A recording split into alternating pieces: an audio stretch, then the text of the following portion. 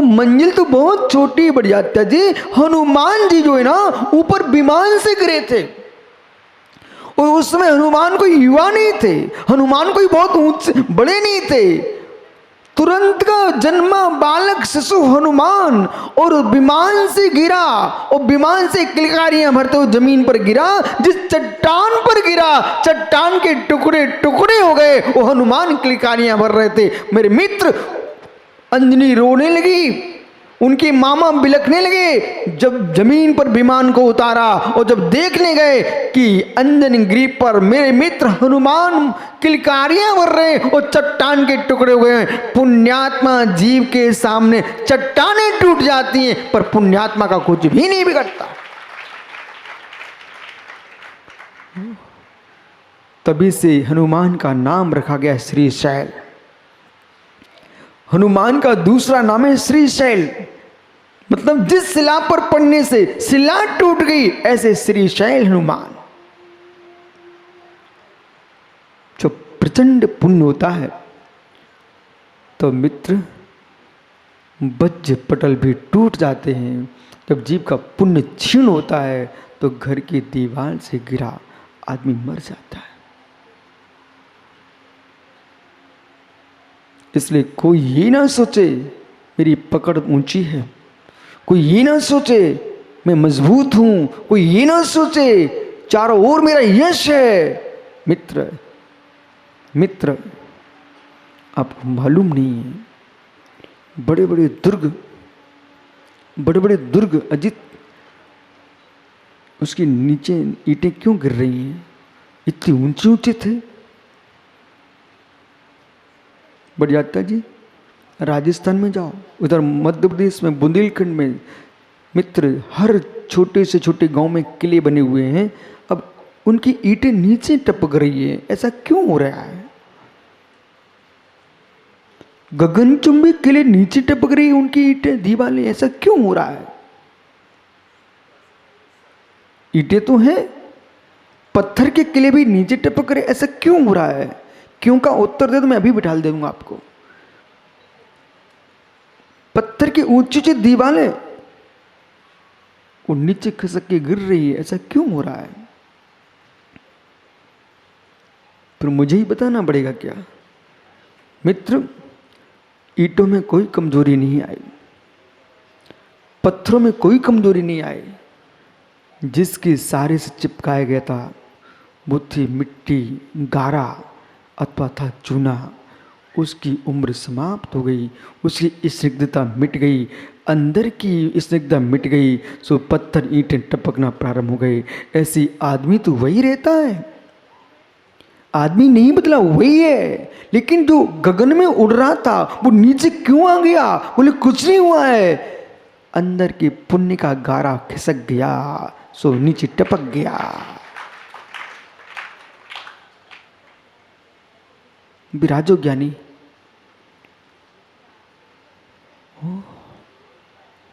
मित्र मित्र, जब जीव के पास बहुत कुछ ऊंचे भवन हो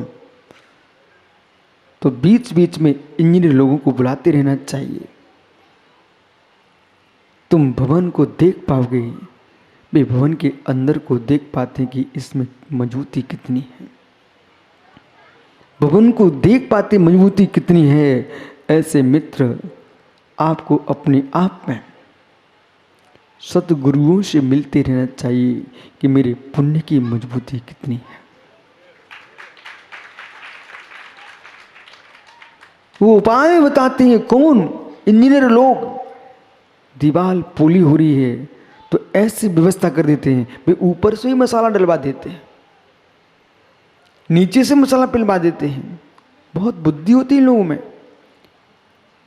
ऐसे मित्र विश्वास रखिए, जैसी कमजोर दीवार होती है उसको व्यवस्थित करने में उतनी युक्ति लगाना पड़ती है। विषय ये है, ऊंचाइयां पाते समय संभलते रहना चाहिए, ऊंचाइयां पाते समय संभलते रहना चाहिए। रितेश भाई, ऊंचाइयां पाते संभलते रहना चाहिए। जिसके बीच में हम ऊंचे हैं, जिसके बीच में हम ऊंचे हुए हैं उनसे दूर नहीं चले जाना चाहिए। ये व्यक्ति की बहुत बड़ी भूल है, ये बहुत बड़ी भूल है। जिनसे हमने ऊंचाइयां पाई हैं, हम जब ऊंचे पहुंच जाते हैं, उनसे दूर होने लगते हैं, तो मेरे मित्र वे भी जानते हैं हम नहीं उठाया है, हम गिराना भी जानते हैं।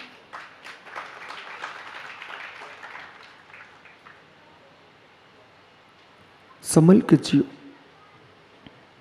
संभल के जियो। अनेकांत की आंख लगाइए, स्याद बात की धुनी निकालिए।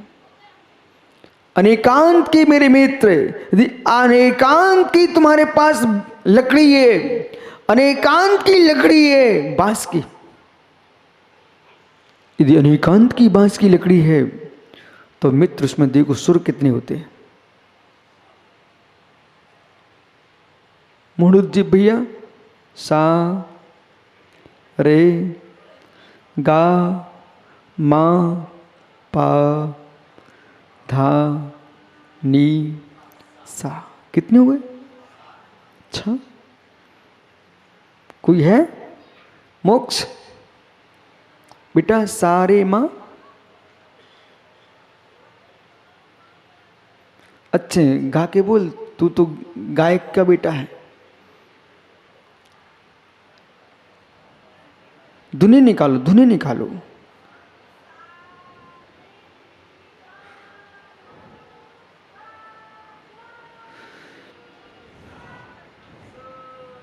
ओहो, देखा बच्चे को आंखों से पहचान के आदमी को खड़ा करना चाहिए। मैं कहीं अभी पापड़ी वालों खड़ा कर दो तो ऐसे मुझे देखता भाई। ओहो, ज्ञानी पापड़ी वाल, देखा 2 काम बन गया। ज्ञानी पापड़ी वाल बोला तो पापड़ी वाल खड़ा हो गया, ज्ञानी पापड़ी वाल खड़ा हो गया। ओह मित्रों, जय जिनेंद्र कर लो। ओहो, मोक्ष विराजो। मोक्ष बेटा एक बार बोलो, मुझे बहुत गहरी बात करना है अभी, और सारे जगत को समझ में आना चाहिए है। एक बांस की बांसुरी, कितनी लंबा बांस हो पर सुर निकालने के छेद कितने होंगे?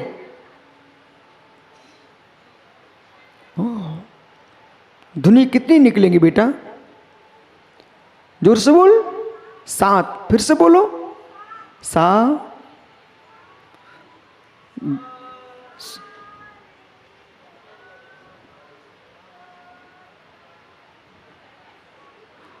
ओहो, 7 ही सुर हैं, 7 ही सुर हैं, पर इन 7 सुरों में सारा जगत नाच उठता है। मात्र 7 सुर हैं। लकड़ी बांस की, मेरे मित्र, जैसे बांस की एक लकड़ी, वो बांस की बांसुरी, बांस की बांसुरी, मित्र 7 छेद उसके अंदर हैं, 7 सुर निकल रहे हैं, पर 7 सुरों के अंदर सारे संगीत समाविष्ट होते हैं। ऐसे सप्त भंगी के अंदर सारा विश्व का सारे विश्व का दर्शन समाविष्ट होता है। ये 7 सुर बांसुरी के हैं। ऐसे अनेकांत की बांसुरी, अनेकांत की बांसुरी, उसके अंदर 7 सुर हैं, वो शादबाद है। उस 7 सुर शादबाद के लेकर के अनेकांत की बांसुरी पर जब जीव घूमेगा, ओह बेटा, काला नाग भी बामी से बाहर निकल आता है। देखा आपने? काला नाग भी बांसुरी से बाहर आ जाता है। सुनकर के आवाज, बीन की बांसुरी की आवाज सुनकर के नाग भी नाचने लगते हैं। ऐसे कितने मिथ्यात की नाग हों, यदि अनेकांत शादबाद की धुनी निकलती है तो काले नाग भी मिथ्यात के वे भी नाचने लगते हैं। अनेकांत चाहिए, शादबाद चाहिए, अनेकांत चाहिए, शादबाद चाहिए, और जीवन में उठते हुए संभलते रहना चाहिए। बेटा ये तो बता, अब तूने 7 सुर तो बता दिए, लेकिन तो बांसुरी पे जब 7 सुरों पर हाथ चलता है, उंगली चलती है, एक हाथ कहां रहता है?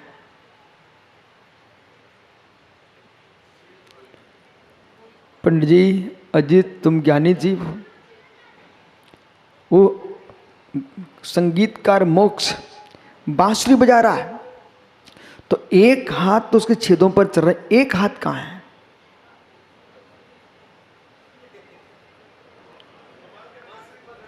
हैं?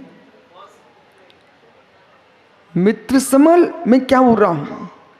बांसुरी, क्या कृष्ण के अधरों पर बांसुरी नहीं देखी आपने?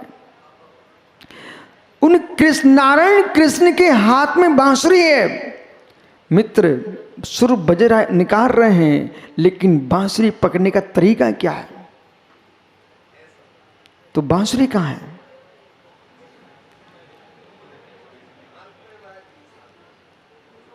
मित्र मित्र मित्र समझ, मित्र समझ, मित्र समझ, देख देख मैं क्या कर रहा हूं, देख भाई मित्र समझ।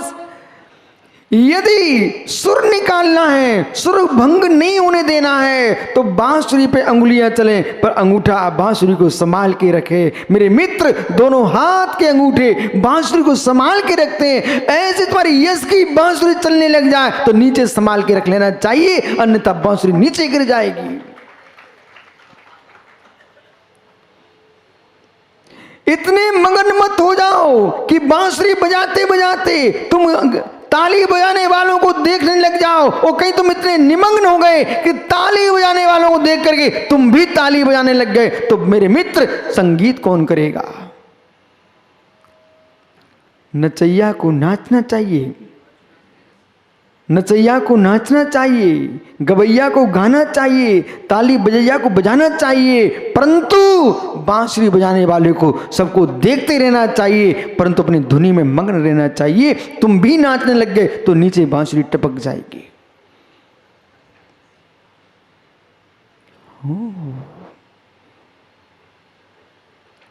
ऊंचाइयों में पहुंच करके नीचे काम नहीं करना चाहिए। यदि संगीतकार बन चुके हो तो नृत्यकार मत बनो। और पंडित बन चुके हो तो संगीतकार मत बनो, क्योंकि स्तर अलग है। संगीतकार बन चुके तो नचैया मत बनिए, बजाइए बने रहो। ऐसा बजाओ दुनिया नाचे, ऐसा बजाओ दुनिया नाचे। मित्र, और पंडित बन चुके हो, विद्वान हो गए हो, तो अब ना बजैया ना नचैया, मेरे मित्र दुनिया को बजवाओ, दुनिया को नचवाओ, हम देखने वाले दर्शक बन के रहेंगे।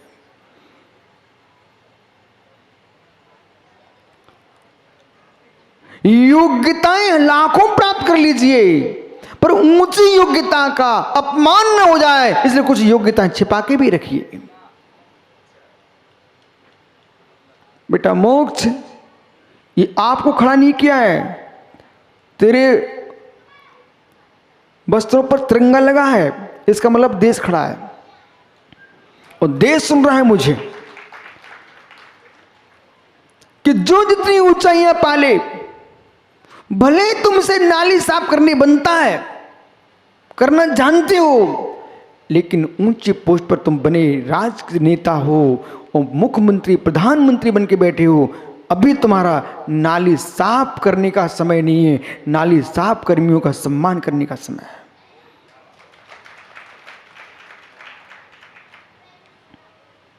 कहीं भोले जैसे मोटे लोग साधु बन जाए, आया क्या? और इस भाई से बहुत कुछ बनता है, बहुत कुछ बनता है। कैसे लोगों को उठाना पड़ता, कैसे गिराना पड़ता, कैसे पटकना पड़ता, सारे पहलवान है ना। लेकिन मित्र, पहलवानी तुम्हारे शरीर पर झलके, लेकिन एवं भूतने में ना आ पाए। यदि मुनिराज बन जाओ भोला तुम, तो पहलवानी तुम्हारे शरीर में तो झलके, लेकिन एवं भूत नए में नहीं आना चाहिए।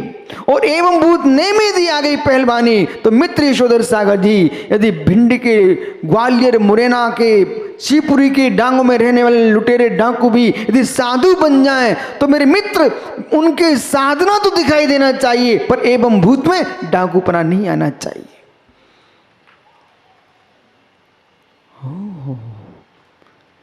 जब महावीर का जीव, भगवान महावीर स्वामी का जीव, ये तो सबको मालूम है ना, जब भगवान महावीर स्वामी का जीव अपने 10 भर पूर्व सिंह की पर्याय में था, जो मुरजाजों से उपदेश सुना उन्होंने, तो मित्रों ने अनुव्रतों को धारण कर लिया।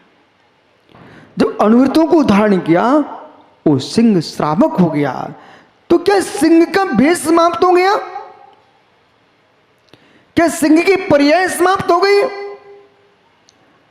सिंह की पर्याय समाप्त नहीं हुई थी, सिंह का भेष समाप्त नहीं हुआ था, अपितु सिंह की परिणति जो क्रिया रूप एवं भूतने से जो जीवों को मार के खाता था, मेरे मित्र उसने वो मार के खाना बंद करके श्रावक बन के शुद्ध पत्ते खाना प्रारंभ कर दिया था। मित्र उसका नाम श्रावक सिंह था। एवं भूतने में उसने सिंह की प्रवृत्ति भोजन में नहीं की, वो श्रावक बन के जी रहा था। ऐसे जितनी ऊंचाइयां मिल जाएं, फिर आपको भूत छोड़ देना चाहिए, ऊंचाइयों का वर्तमान जीना चाहिए।